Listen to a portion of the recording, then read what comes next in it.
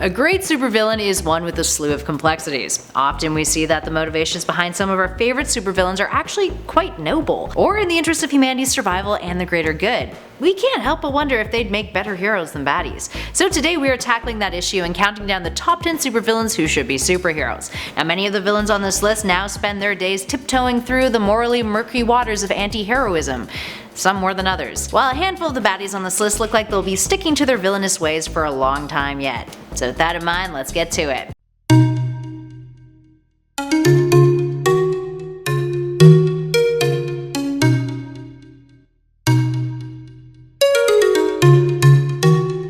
Starting off our list with the biggest anti-hero on our list, in at number 10, Catwoman. Catwoman is a character who has lived a life of moral ambiguity. She first appeared in Batman issue 1 in 1940 as a villain who managed to swoon the Caped Crusader. Her criminal efforts were foiled, yet she evaded arrest thanks to successfully seducing Bruce. She was deemed inappropriate by the Comics Code Authority in the 50s though, and pretty much disappeared until she was reintroduced in the 1966 Adam West Batman television series. Despite thievery being one of her favorite pastimes, she has a big heart, and on numerous occasions has protected the innocent or sacrificed herself for a greater purpose.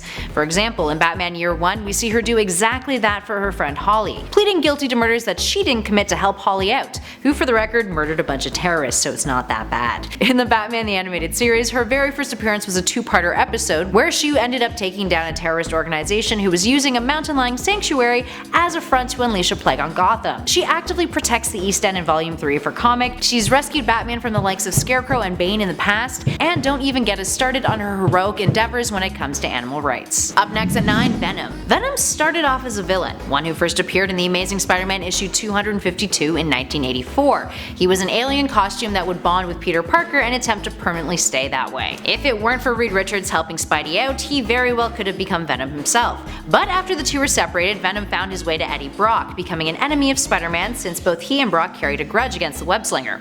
These days though, Brock and Venom have become anti-heroes for the most part. In 1993 we got to see him really flex his heroic muscles in Lethal Protector, where, after striking up a deal with Spider-Man, Spidey would leave him alone as long as he didn't commit any more crimes, Venom ended up aiding people rather than harming them, with the story arc leading to him putting a stop to his offspring. It's the story arc that depicted his progression from villain to anti-hero. Then in 1997's License to Kill, he got his criminal record erased in exchange for working as a government agent. And Venom was also a huge help when it came to Spider Island in 2011. Up next at 8, Condiment King. The Condiment King is the anomaly on our list today. He is a character who lands a spot on here simply because he would make for one hell of a hilarious superhero. I mean, he already makes for a humorous villain, but let's be honest. If you saw a guy running around with a gun full of condiments that he was firing at criminals, you'd probably not only get a good laugh from it, but it might actually help with deterring crime. I mean, I highly doubt anyone else wants to end up with mustard in their eyes. Is it worth robbing that bank if I'm gonna smell like ketchup for days? Condiment King first appeared in the Batman the Animated Series, created by Paul Dini and Bruce Timm, in an episode called Make 'Em Laugh.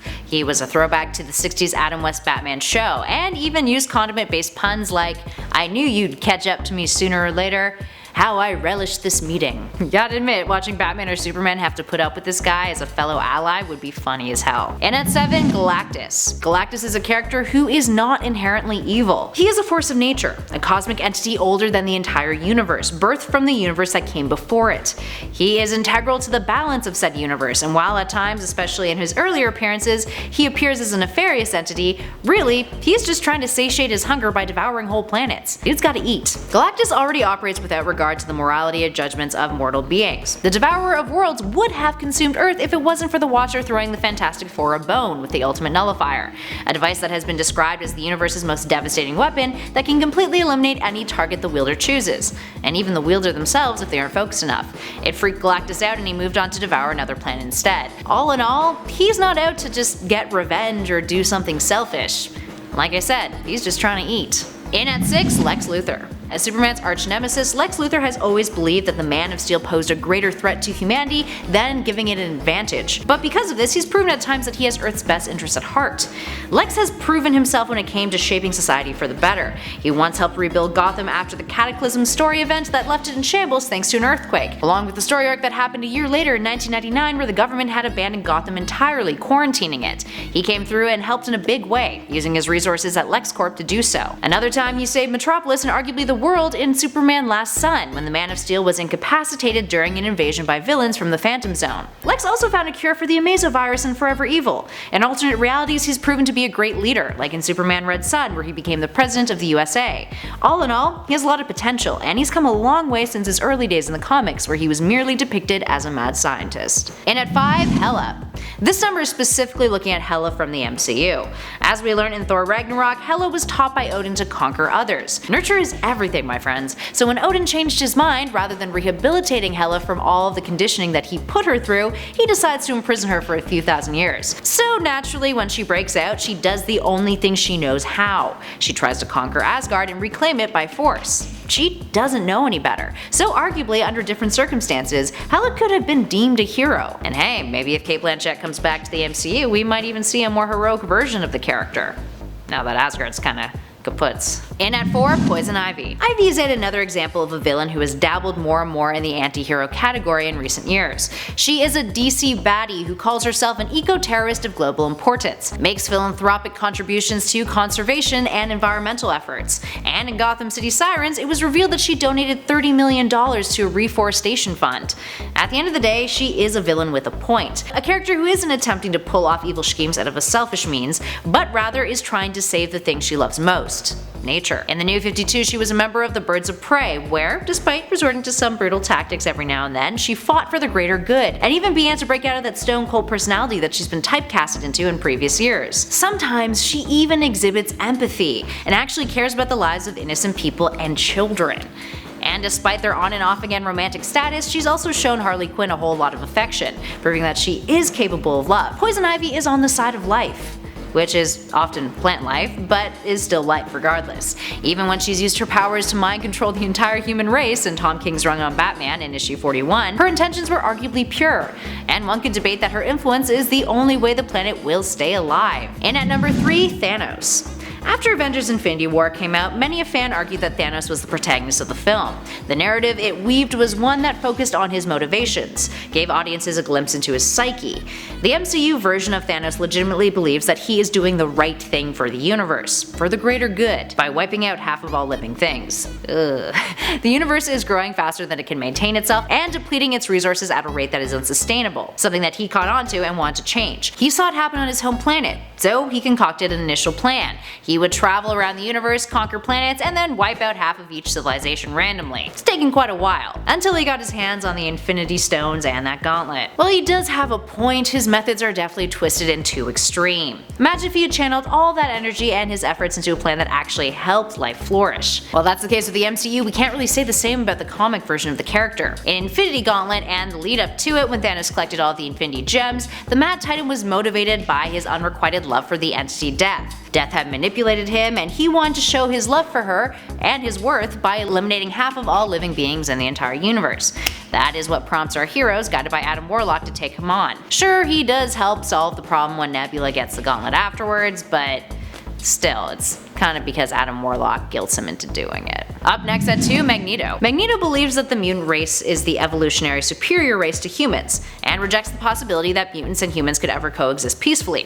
He is a Holocaust survivor, someone who witnessed the extermination of a race, and therefore grew up to be cynical, determined to protect mutants from suffering a similar fate in a world that strives to persecute them.